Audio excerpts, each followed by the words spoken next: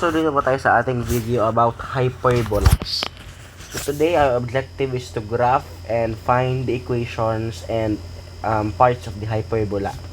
So, for example, number 1, ang given natin is y squared over 16 minus x squared over 9 is equal to 1. So, before tayo mag-solve ng mga parts, kailangan alam natin kung anong form yan. Nasaan yung pinakamalaking number? 16 or 9? Anong mas malaki? 16 or 9? Diba 16? And nasaan yung 16? Nasa x squared o y squared? Nasaan?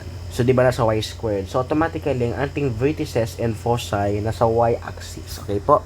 So, ang form niya is y squared over a squared minus x squared over b squared is equal to 1. Okay po?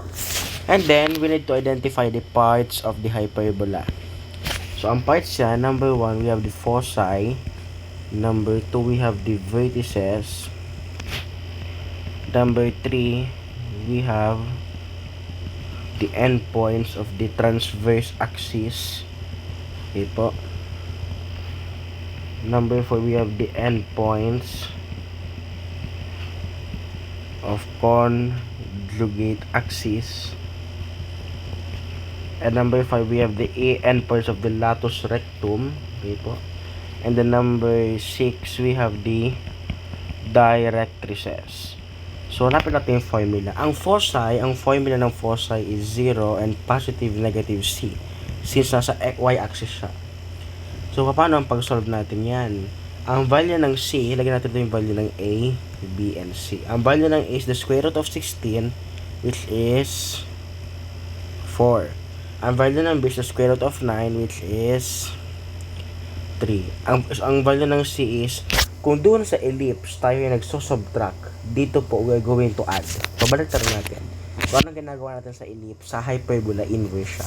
So, instead of 16 minus 9, magiging siyang 16 plus 9, which is the square root of 25 or equal to 5. So, these are the important values.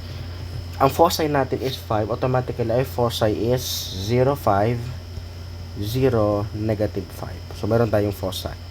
Ang vertices natin, we have 0 and positive negative a. So, ang vertices natin is the a value, which is square root of 16. So, positive 4, 0, 4, and 0, negative 4. Ang endpoints ng transverse axis is same lang po sa vertices, 0, tapos positive negative a. So, ang lalabas mo sa dyan is 0, positive negative 4. Tapos, ang conjugate axis, we have mauna yung b. Tandaan natin that the foci and the transverse axis, again, the foci, vertices, and transverse axis lie on the same plane. Sabihin na sa isa siyang axis. Meanwhile, the conjugate axis lies on the opposite plane. So, itong conjugate dito sa given na to, nasa x-axis siya. With the formula positive, negative b, and 0. So, sagot natin dito po sa conjugate axis. So, kung positive, negative b, ang value ng b is 3. So, answer would become positive, negative 3, and 0. Meanwhile, the latus rectum, dalawa ang formula with the positive, negative b squared over a and negative c. And we have positive, negative b squared over a and then positive c. So, ang ating ELR, we have 4 endpoints of latus rectum. So, 1, 2, 3. For the first endpoint, what is the value of b squared? Ano ang b squared?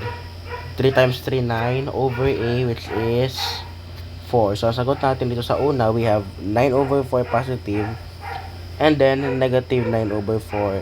And sa another pair, we have 9 over 4 again, and negative 9 over 4. And then, sa first two pairs, we have negative c. Meanwhile, sa second pair, we have positive c. The c is 5, so lagyan natin ng dalawang negative 5 and dalawang positive 5.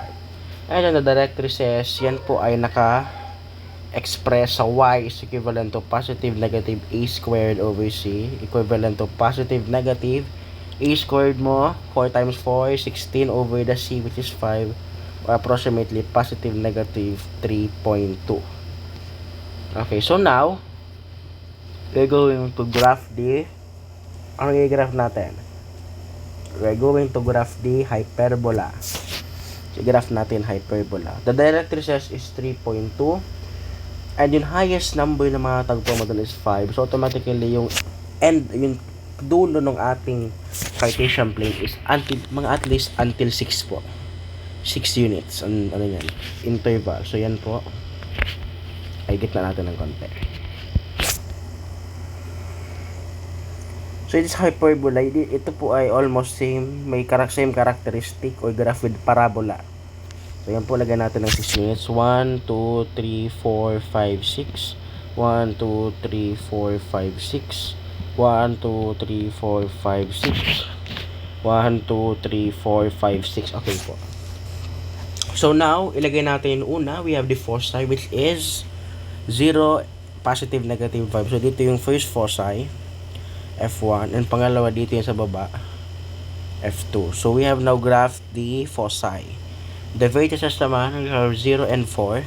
So, dito lang yan V1. And dito naman sa isa, V2.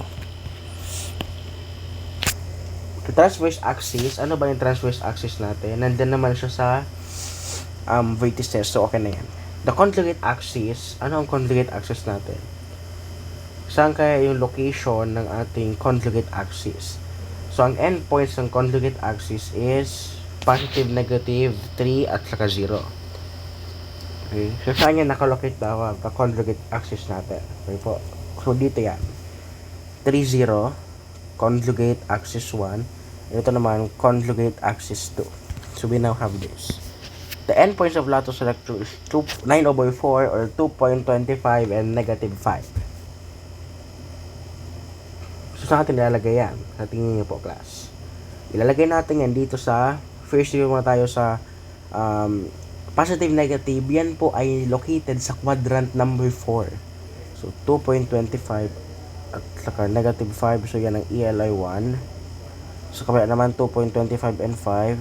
ELI 2. Ito naman 2.25 plus 5. ELI 3. Ito naman sa 2.25 and 5. ELI 4. And then, ito po yung ating last director says 3.2. Yan po ay nasa Y. So, dito yan, 3.2.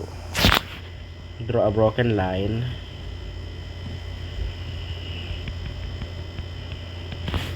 So, dito naman yung sa baba. Sa Y-axis po yan, ha. Pag ang orientation natin, yan po, dito yung horizontal siya. Okay. Next, gawin natin yung V1 natin, i-connect natin sa mga endpoints ng latus rectum. So, yan po. Hyperbola. Yan. Connect, parang parabola, diba, ang opening niya? Like a parabola. Ito naman, i-connect naman natin tong vertex natin sa mga endpoints. And then, para makuha natin yung ating, yung broken line dito, what is the center? Diba, 0? So, mag-drawing tayo ng broken line connecting dito sa mga points na yan. Yan. So, yan po yung ating hyperbola. Parang slanting siya. I-connect natin siya. From the center, i-connect po natin yan sa mga dulo ng mga hyperbola. Dito. So, yun now, yan na po yung ating hyperbola. So, nakita nyo po yung hyperbola natin. That's opening upward and downward. Okay po. So, yan na po. Nakita nyo na po yung ating basta lagi dapat i-connect from the center. I-connect yun sa mga dulo. Yan, mga dulo. Yan ang mga dulo. I-connect ko lagi yan dyan para ma-signify na isa siyang hyperbola. Kasi pag hindi nyo kinonnect, baka mapagkamalan niya na parabola. Okay. So, yan na po yung ating video with hyperbola with center at the origin. So, yun lang po and thank you.